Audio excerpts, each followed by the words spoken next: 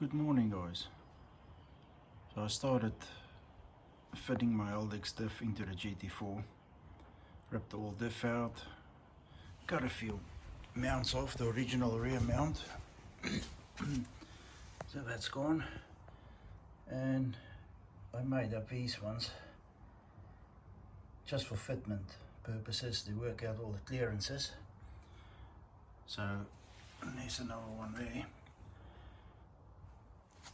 So once I'm happy with the location and the clearances everywhere, I'll get decent permanent mounts made up for it.